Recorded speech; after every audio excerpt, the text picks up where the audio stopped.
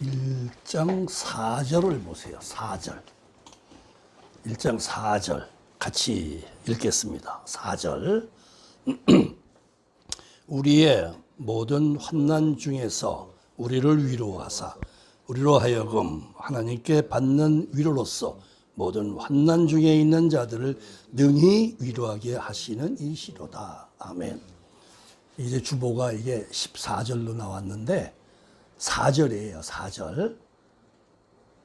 이 4절에 읽어보면은 환난 중에서도 하나님이 우리를 위로하신다. 그렇게 되어 있잖아요. 예. 하나님께 받는 위로가 있다. 그랬잖아요. 위로가 두 번이 나왔죠. 그 다음에 또 여기서 모든 환난 중에 있는 자들을 능히 위로하게 하신다. 그래서 세 번이나 위로한다라고 말씀하고 있는 거거든요. 위로. 이 위로라는 게 이게 없으면 사람 못 살아요. 다 자살해 죽어야 돼요. 이번에 그 완도에서 일가족 3명 죽은 거 있죠? 그 아이가 11살이라고 그러더라고, 딸아이가. 나영인가 그렇대요. 자, 아버지가 실패해서 돈을 많이 잃었어요. 살아있으면 얼마든지 회복할 수 있어요, 기회가. 젊은 사람이에요. 나이 30대 말이야. 어? 그러니까 그 부인이라든가 남편이라든가 둘 중에 한 사람이 우리 다시 한번 시작해 봅시다 하고 서로 위로가 되었으면 절대로 그런 비극이 생기지 않았어요. 근데 다 포기해버리는 게 위로 오는 사람이 없었어요. 여기에 위로 오는 사람이 있어야 돼요. 사람도 사람 관계에서 위로자가 있어야 돼요. 반드시. 아이들이 잘못했어요. 야, 너 그거밖에 못해? 나가 죽어 임마. 큰일 나는 거예요. 가출하는 거예요. 이거는. 그런데 그래? 그랬구나. 아유, 애썼다. 근데 이게 다가 아니야. 실패 없는 성공은 없는 거예요. 실패를 경험하지 않는데 무슨 성공을, 그건 없어요. 뭐 사람들이 가장 하기 쉬운 일로 우리나라에서는 골목 안에다 식당들 만들어요. 은퇴하고 나서 할 게 없고 돈은 벌어야겠고. 근데 경험도 없이 해놓으니까 그게 망하는 거야. 그게 장난이 아니거든. 그게 경험이 있어야 돼요. 음식 장사를 내면 음식 장사 경험 반드시 있어야만 됩니다. 그거는요. 다른 우습게 보면 실패예요, 100%. 그래서 경험을 충분히 하고 하면은 되는데 실패했어요. 그러면 그동안 몇 달이고 했으니까 경험을 했잖아요. 실패했잖아요. 다시 시작하면 돼요, 사람이. 다시 하면 되는 거예요, 그거는. 경험을 했기 때문에. 실패했기 때문에 성공도 있는 거예요. 그러니까 실패의 가능성 항상 있어요, 사람이. 개인적으로든 뭐든. 성공의 가능성도 그만큼 있는 거예요. 이건 성공의 가능성은 낮고 실패의 가능성은 높고 그런 인간은 없어요. 그런 일은 없어요. 실패가 있으면 성공이 있고 성공이 있으면 실패도 있는 거예요. 가난하게도 살아보고 부자도 살아보는 거예요.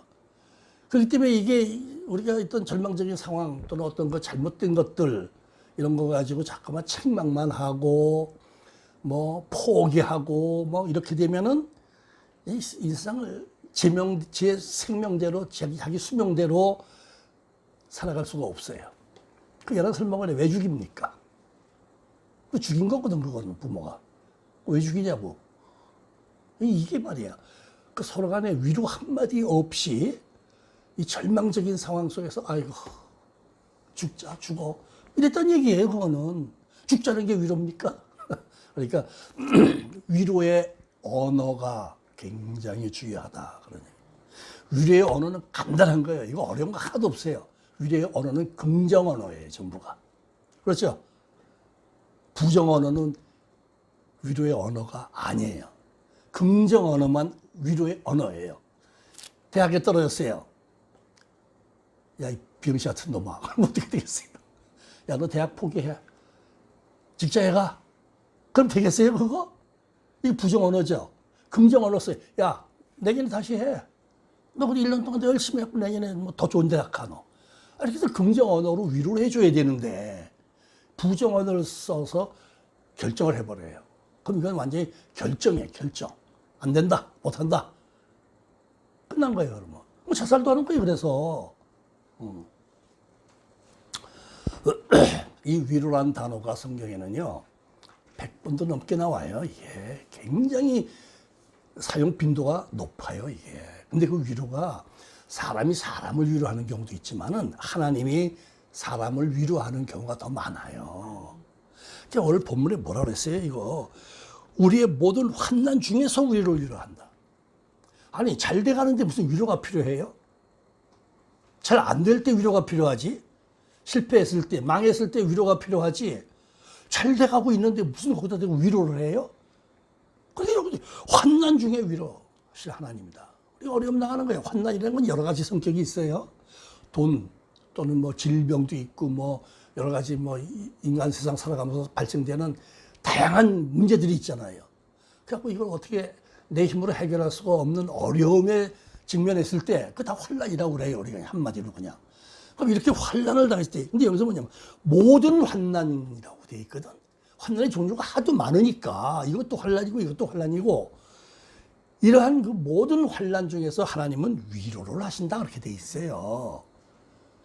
그럼 인간관계에서도 똑같아야 되는 거예요. 이거는 인간관계에서도 위로할 수 있는 단어들을 써야지, 긍정 언어들을 써야지.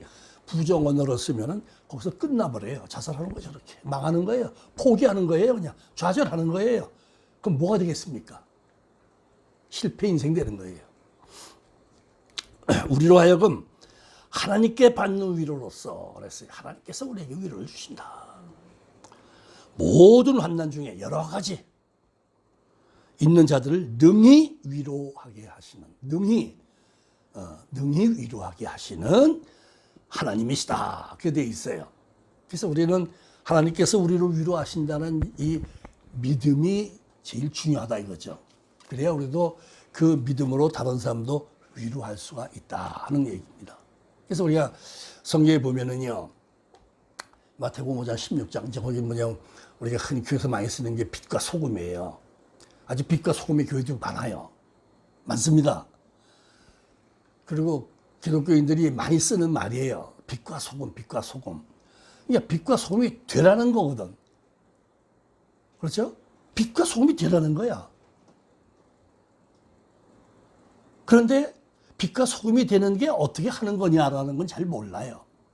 근데 거기 그 마태복음 5장에서 그 빛과 소금이 되라고 말씀하시면서 하신 말씀이 너희가 이렇게 해라예요.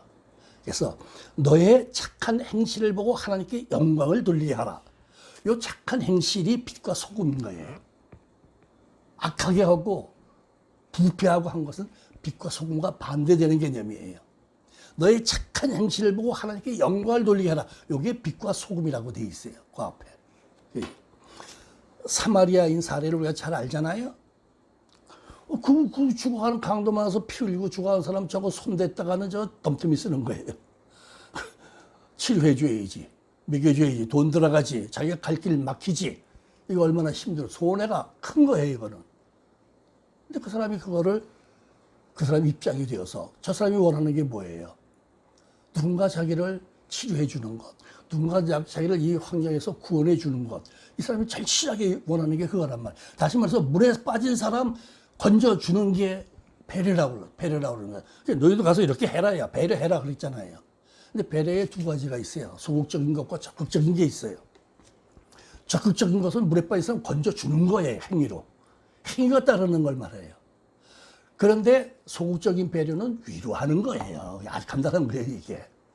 얼마든지 위로는 입으로 할 수 있어요. 말로 얼마든지 위로할 수 있어요. 나와 관계가 있든 없든. 엊그제 그런 일이 있었습니다. 어딘가? 어디에 장소는 지금 사거리인데 맥주를 1000병을 실은 차가 트럭이 코너를 도는데 아마 좀 과속을 했던 모양이라 그 옆으로 문이 돼 있어요. 차 문이 옆에서 열고 이렇게 꺼내고 넣고 적재하기가 쉽거든. 뒤로만 해놓으면 이게 굉장히 시간이 많이 걸려요. 그 실컷 빼는데 그 옆으로 돼 있는 이 문이 활짝 열려버렸어요. 이렇게 도는데 이쪽 문이 활짝 열려고 맥주 1000병이 쏟아져 내렸어요. 길가에. 참. 그 운전수 어땠을까요? 한번 생각해 보세요. 차를 저기다 세웠잖아. 병들이 깨어져 갖고 산산조각이 나고 맥주 거품 길을 다 덮어버렸어요. 차들은 계속 지나다니게 이래 지금. 여러분이 그때 그 트럭의 운전사였으면 어떻겠습니까? 어떻게 해주길 바라겠어요? 누군가가 와서 도와주길 바랄 거 아니에요. 어떤 청년이 그걸 보더니 뛰어들어가서 뭐 빗자루 같은 거 뭐 이런 거 있잖아요. 집에 뭐 갖고 나서 막 밀어대는 거야. 차들이 막 피해가고 뭐 엉망진창이지. 맥주 1,000병이 깨졌으니 그게 도로 한복판에서. 그때 그걸 보고 그 주변 사람들이 하나하나 전부 뭐 하나씩 들고 나와서 다 30분 만에 깨끗이 정리해줬어요. 그 운전수에 대한 배려고 자동차 갖고 다니는 사람들에 대한 배려고. 흔하거든 그거 지나가면은. 얼마나 큰 배려냐 이 말이야. 그러니까 그것을 치워준 사람들은 지금 당장 이걸 치우지 않으면은 난처한 일들이 많이 생기니까 그거를 제거해 주기 위해서 행동으로 나서서 돈 드는 것도 아니고 땀만 좀 흘려주면 되는 거예요. 한두 사람 나오니까 막 쏟아져 나와가지고 30분 만에 그 1,000병 맥주 깨진 거 다 치웠어요. 그냥. 유리를 다 치우고. 그럼 정말 그 트럭 운전수는 1,000병 물어내야 할 일은 생겼을지 몰라도 큰 위기에서 건져줬어요. 얼마나 고맙겠냐 이 말이에요. 얼마나 고맙겠어요 그거. 눈물이 펑펑 쏟아질 정도로 고마운 거예요. 그게. 이게 배려거든. 이걸 행동으로 해준 거예요. 물에 빠져서 건져주면 배려예요 진짜 이거는.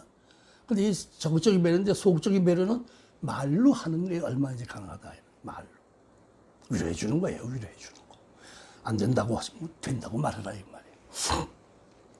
제가 44년이 됐네요.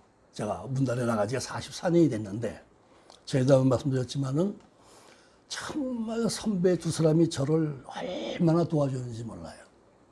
두 분 다 돌아가셔서 내가 이제 뭐 볼 기회가 없지만 아무튼 무슨 이유인지는 나도 모르는데 전부 초면인데 그렇게 나를 적극적으로 도와줘요. 그 정을병 선배 같은 분은 제가 그때 이제 교회를 개척을 하니까 우리 창립 예배도 왔더라고. 사진에 보니까 나와 있어. 그 후에 한 달에 한두 번씩 현 선생 나와 그래요. 그러면 좀 말이 좀 무뚝뚝해요. 가면은 밥 사주고 차 사주고 그리고 이거 헌금이야 하고 봉투 하나씩 꼭 줘요. 그러니까 이 친구가 돈이 없는 친구인데 개척교회까지 와서 이게 얼마나 힘들까 그걸 늘 생각을 하는 거지. 그래가지고 아마 한 달에 한 번쯤은 불러냈을 거야 아마. 그럼 봉투 하나씩 꼭 주고 이거 헌금이야. 아주 무뚝뚝해요 그것도. 이거 헌금이야. 믿어줘요 그냥. 참 이게 배려가 그게 그저 그 선배가 대선배가 저한테는 그런 사람이 그렇게 배려를 많이 해줬어요. 또 한 분은 그때 뭐 신인한테 원고 청탁이 안 오거든. 원고 청탁 안 오면 돈이 안 생기는 거거든. 근데 그 양반은 그냥 자기가 어디서 잡지 같은 데 글 쓰고 신문에 글 쓰고 나면은 그 기자가 다음에 쓸 작가 좀 소개해 주세요. 그러면 꼭 다음 그 신석상 다음에 현의섭이 항상 그땐 주간지 이런 게 많았어요. 예세물들이. 항상 내 차. 그래서 사람들이 알아요. 아이고 다음에는 현의섭이 거 나오겠네. 이 정도로 소문이 났어요. 얼마나 적극적으로 도와준 겁니까? 응? 그래서 그런지 모르지만은 그 양반이 자기 방에서 글 쓰다가 엎드린 채 죽었는데 그걸 최초로 안 사람이 저예요. 그래갖고 제가 문단에 연락을 해서 다 알게 돼서 제 장례를 치렀는데 이렇게 그렇게 배려해 주는 사람들 뭐 실제로 물에 빠지지 않았으니까 건져주지 않았을지라도 말로라도 용기를 주고 위로를 주고 그런 사람들이 주변에 있으면 그 사람은 실패하지 않아요. 그 사람의 인생은 망하지 않아요, 절대로. 그래서 우리가 늘 그 사람이 누군가를 정말 도와주겠다는 마음이 있으면 도와줄 수 있는 환경들을 만들어줘요, 그런 게. 그러니까 난 이렇게 배려해주고 나한테 늘 뭐 열심히 쓰대 요새 뭐 이래가면서 이제 만나면 그런 얘기해요. 내가 어디서 봤어. 좋아 그거. 이래가면서 자꾸 격려해주고 위로해주고 이런 사람들이 한두 명 있으니까 선배가 그것도 뭐 대선배가 난 아주 좀 우쭐해지죠. 뭐 겁나는 게 없지. 예. 문단에서도 여기저기 내가 관계에서 일할 수 있는 환경 만들어주고 그래서 뭐 1988년인데 제가 교회를 개척한 게 1988년 7월 31일이에요. 그 해에 올림픽 있었죠. 그 해에 서울에서 국제 팬대회가 있었어요. 굉장히 큰 행사예요. 우리나라에서 이제 2번을 했어요. 현재까지. 굉장히 큰 행사예요. 그러면 이분들이 무슨 일거리가 생기면 저한테 연락을 해요. 한 번은 전화가 왔어. 좀 나와봐. 예. 그래서 팬에 갔어요. 갔더니 나보고 대구하고 전주에 출장 좀 가래요. 가기 전에 이제 뭐 절차가 있었는데 그런 것 좀 해달라고 그래서 그 당시에 김현장이라고 미 문화원 방화 사건의 주범이에요. 그 사람이 대구 교도소에 있고 김남주라는 시인이 원주 교도소에 수감된 지 9년째예요 지금. 그때가 이 사람들 아주 그냥 전두환 시절부터 그냥 투쟁만 하다가 감옥만 간 사람들이니까 그때가 김현장이가 6년 됐고 이 김남주는 감옥에 들어간 지가 9년째 살고 있는 중이에요. 그 사람들을 국제 팬 외국인들에게 상담하게 해주래요. 그게 됩니까? 불법인데 그거는 외국인은 만날 수 없게 법으로 돼 있어요. 근데 그거를 저한테 맡겨서 제가 그걸 해냈어요. 참 그거 참 기적적으로 이루어진 거지. 그렇게 되니까 이제 그런 일거리 만들어 가지고 저한테 이제 넉넉한 출장비도 주고 뭐 이렇게 해서 저를 도우려고 그러는 거예요, 순전히. 그래서 그 돕는 사람들, 배려해 주는 사람들 때문에 그래도 잘 문화에서 잘할 수 있었고 털을 닦을 수 있었고 이런 것들이 만들어졌습니다. 그러니까 그냥 늘 만나면 그냥 위로가 있고 그러니까 용기가 생기고 이게 굉장히 참 필요한 일이다. 그걸 저는 경험으로 알고 있죠. 우리가 최근에 광주인가 어디 공장에서 방글라데시 근로자가 공장장이 휘두르는 폭력이야. 몽키 스파나라는 거 있어요. 쇳덩어리 이만한 거. 그걸로 때렸어요. 팔에 맞았고 5cm가 찢어졌어요. 얼마나 아프고 얼마나 화가 나겠어요. 이 사람 8월에 귀국이에요. 비자 만료돼서. 자꾸 이 사람이 그냥 화가 잔뜩 나가지고 고소를 했어요. 경찰에 알렸어요. 잡혀갔어요. 뭐 상처를 냈고 뭐 말도 안 되지. 그랬더니 그 공장에서 같이 일하던 그 한국인들이 비난하고 욕하는 게 아니라 야, 너 귀국도 얼마 안 남았는데 상처받았고 가면은 너희 가족들이 얼마나 실망하고 충격받겠냐. 그러면서 막 위로해주고 막 그러는 거야. 한국 사람들 같이 이런 사람 전부 다 가서 위로해주고 야, 갈 때 이거 뭐 아이가 있으니까 딸아이가 있대요. 뭐 먹을 거 가져와서 사줘라. 뭐 이런 식으로 이 사람이 위로를 많이 받았어요. 그런 거 고소했다고 자기한테 막 비난의 화살이 올 줄 알았는데 위로를 해주는 거야. 이 사람이 생각도 못해서 찾아가서 처벌 불원서라는 걸 써줬어요. 그게 뭐냐면 처벌받기를 원치 않는다. 그럼 되는 거거든, 이거는. 그래서 그 사람이 나왔잖아요. 근데 돈 받기 위해서 무슨 뭐 어떤 조건 있는 불원서가 아니에요. 그냥 써준 거예요. 왜? 그 사람 말에 의하면 한국 사람들이 다 좋다. 다 잘해준다. 95%는 좋은 사람들이다. 근데 이렇게 나쁜 사람도 한 사람 섞여 있다. 그때 이 좋은 사람들이 나를 위로해 주니까 내가 감동을 받아가지고 이 좋은 사람들이 많은데 안 되겠다. 그래서 가서 불원서 써줬대요. 그게 보도가 됐어요, 신문에. 그걸 보고 여기저기서 뭐 100만 원도 보내고 200만 원도 보내고 그래 귀국할 때 말이야 뭐 선물이라도 사갖고 와라 하면서 막 위로해주고 말이야. 이 사람 아주 땡 잡았어요. 위로 한마디 한마디가 공장장도 살렸고 공장장도 이제 정신 바짝 차리죠. 그쯤 되면은 다시는 그런 짓 하겠어요? 자기 근로자들에게? 안 하지. 그리고 사람들이 그렇게 자기한테 위로가 되게 해주고 또 이렇게 보도가 되니까 여기서 알지도 못하는 사람들이 뭐 100만 원도 보내고 200만 원도 보내고 그 취재한 기자에게 연락이 자꾸 온대요. 연락처 알려달라고. 그래서 돈 보내주려고. 그러니까 이 사람은, 야, 한국 사람은 진짜 좋다. 그러는 거예요, 지금. 나는 이번에 들어가면 또 비자 받아갖고 다시 또 나온다. 여기 와서 이런다. 아주 자신있게 그렇게 말을 하고, 아마 8월 달에 간다니까 그렇게 말하고 있어요. 그렇게 보세요. 이 위로가 감동적인 사건을 만들어내잖아요. 많이 위로하지 않고, 야, 이 자식 말이야. 여기 와서 돈 벌다가 말이야. 엄마, 네가 잘못해서 얻어 맞았잖아. 뭘 그거 갖고 그래 하고 핀차이나 주고, 비난이나 하고. 그럼 그 사람이 어떨까요? 상상이 되죠? 상상이 되는 거예요. 근데 사람들이 전부, 야, 참, 그거 빨리 나와야지. 가기 전에. 위로해주고 말이야. 응? 뭐 돈 조금씩 주고 말이야. 뭐 사갖고 가라 그러고 말이야. 이렇게 감동을 받아가지고 처벌을 원치 않습니다. 자진해서 써내서 그 사람도 나오고, 또 나온 공장장은 또 마음이 어떻겠어요? 야, 미안하다. 진짜 내가 잘못했다.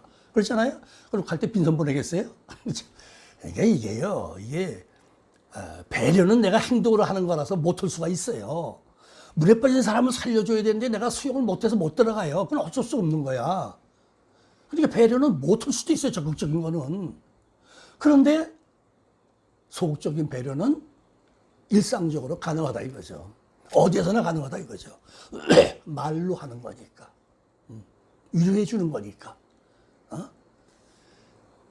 우리가 고린도후서 7장 6, 7절에 가면 비천한 자들을 하나님이 위로하신다. 그래요. 우리도 이렇게 인생을 살다 보면 신앙생활을 하면서도 어려울 때가 있잖아요. 막막할 때가 있잖아요. 내 힘으로 아무것도 할 수가 없고 교회고 뭐고 정말 다 때려치고 싶을 정도로 좀 절망적인 그런 상황이 와요. 근데 하나님은 분명히 그런 사람들을 위로하신다. 약속이 돼 있어요. 이걸 알아야 돼요. 우리가. 시편 86편 17편에 보면 하나님의 은총의 표징이라는 게 있어요. 하나님의 은총의 증거란 말이에요. 나타난 증거. 나를 위로하심이 바로 하나님의 은총의 증거다 이렇게 말하고 있어요. 그러니까 확실하다는 얘기야. 하나님이 우리를 위로하는 그것이 하나님의 증거다. 하나님의 은총이다 이게. 은총의 증거다 이 말이에요. 그러니까 이게 그냥 듣기 좋은 소리로 하나님이 위로하신다가 아니라는 얘기예요. 이거는 확실하다. 증표다. 이건 표징이다. 이거는. 성경에 맞습니다. 너무나. 고린도후서 2장 16절 17절에도 예수 그리스도가 우리를 사랑하시고 영원한 위로를 주신다. 영원한 위로를 주신다. 고린도후서 7장 4절에도 우리의 모든 환난 가운데도 위로가 있다. 그랬어요. 그러니까 어려울 때 하나님의 위로를 기억하셔야 됩니다. 아이고, 하나님이 없나 봐. 하나님 나에게 관심이 없으셔. 하나님 다른 사람 다 사랑하는데 나는 사랑하지 않는 게 틀림없어. 그렇지 않고서 내가 왜 이 모양 이 꼴이고 맨날 이렇게 환난을 당하고 맨날 아프고 무슨 아니에요. 환난 중에 위로하시는 하나님이시다. 환난 중에 위로하시는 하나님을 바라볼 때 하나님의 위로하시는 은혜가 나타나게 되어 있다 이 말이에요. 이사야 51장에 보면은요. 그 당시에 그 유대 나라가 아주 위기에 처해 있었어요. 북왕국 이스라엘은 이미 아수르에게 패망해가지고 완전히 없어졌고, 참 막 바벨론 제국 이런 것들 자꾸 막 우중충 솟아나가지고 그냥 막 공격해오고 난리 난 거예요 지금. 그러니까 온 국가가, 온 백성이, 온 나라가 불안에 떨고 있어요. 야, 이러다 우리도 저 북왕국 이스라엘처럼 멸망당하는 거 아니냐. 근심 걱정에 쌓여있고 불안에 공포에 떨고 있어요. 그때 하나님께서 이사야를 통해서 위로해 주시는 거예요. 너희는 내 백성이다. 그러는 거예요 벌써. 선포가 멋있잖아요. 야, 너희는 내 백성이야 임마. 우리가 무슨 일을, 너는 내 아들이야. 든든한 거 아니에요 벌써. 너희는 내 백성이다. 내가 너희를 버리지 않는다. 강하게 약속을 하세요. 다시 회복시켜 줄 때 걱정하지 마라. 내가 다시 너희를 축복한다. 이렇게 위로를 해주세요. 이런 위로를 들으니까 그들이 용기가 나고 마음에 평안이 오고 믿음이 생기고 슬퍼도 우리가 살다 보면 뭐 슬픈 일도 있고 뜻대로 안 되는 일도 많이 있고 고달플 때도 많이 있고 절망할 때도 있고 낙심할 때도 있고 고치지 않은 병 때문에 몸이 참 죽고 싶을 만큼 아플 때도 있고 이러한 모든 우리의 환난 중에서 우리를 위로하시는 하나님, 그 위로하시는 하나님을 바라보는 것이 바로 위로가 되는 것입니다. 그런데 하나님 나에게 관심도 없어. 날 전혀 내가 어떤 처지에 있는지 전혀 모르셔. 내가 막 부르짖어 기도해도 응답이 없어. 맨날 이 모양 이 꼴이야. 그래가지고 자꾸만 부정적인, 그렇잖아요. 그 부정적인 표현은 자꾸만 하나님에서 부정적인 시각으로 바라보고 말해요. 그럼 안 돼요, 그거는. 긍정언어로 반드시 써야 돼요. 하나님이 위로하실 거야. 하나님이 곧 나를 위로하실 거야. 사람과 사람 사이에도 똑같고, 하나님에 대한 우리의 그 믿음도 위로하시는 하나님을 바라볼 수 있어야지, 뭐 내가 뭘 잘못했다고 하나님 나한테 이렇게 벌을 줘, 뭐 이런 식으로, 그거는 전혀 도움이 되지 않는 바보스러운 행동이다 하는 우리가 알아야 되겠습니다. 헤인리치 법이라는 게 있는데, 법칙이라는 게 있는데 1대 29대 300이라는 법칙이에요. 12조 보는 거예요. 대형 사고, 300명이 죽는 대형 사고가 났다. 근데 그것은 처음에 한 명이 죽을 때 이미 징조가 나타난 거다, 그런 얘기예요. 이것이 제대로 처리되지 못하면 30명이 죽는다.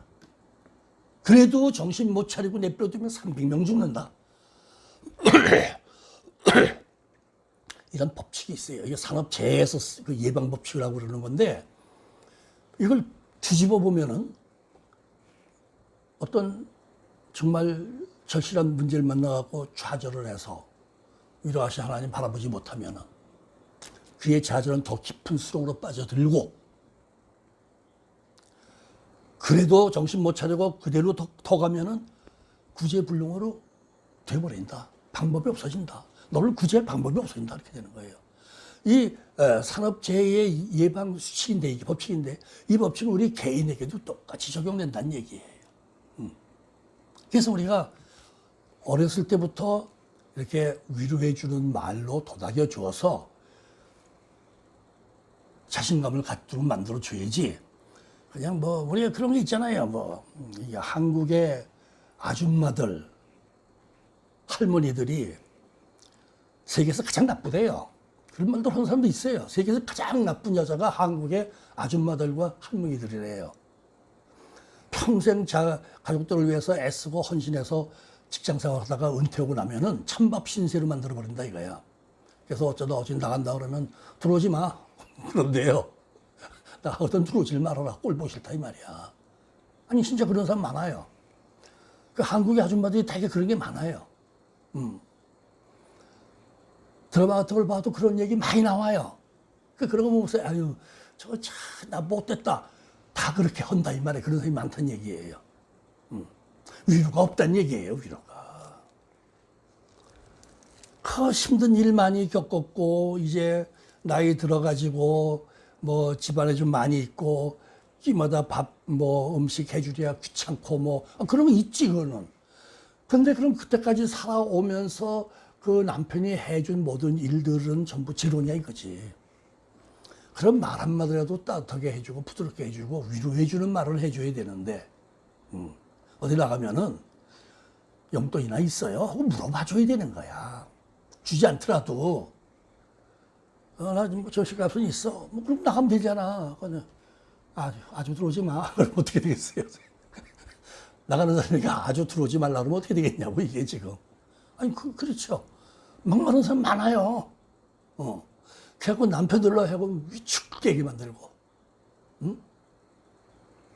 아주 그냥 상실감이 커져서, 또 그것이 지나치면 분노가 커져서, 왜 나이 60, 70 넘어갖고 이혼하고 별거하고 그러겠어요. 말이야 말 때문에 그런 거야 다. 그래서 하여튼 뭐 어떤 그 위로에 대한 이야기, 뭐 이런 뭐 화정, 화목 이런 거에 대해서 얘기하는 어떤 그 유튜브 강사 하나 있더라고요. 그 사람은 하여튼 한국의 여자들이 좀 심합니다. 이건 사실입니다. 무슨 소리 막 지르더라고. 근데 거기 그 듣는 사람들이 되게 여자들인데 여자들이 깔깔대고 좋아하고 웃어 그걸 들으면서 사실 그렇다는 얘기예요. 여자들이 인정 다 해요 그거를.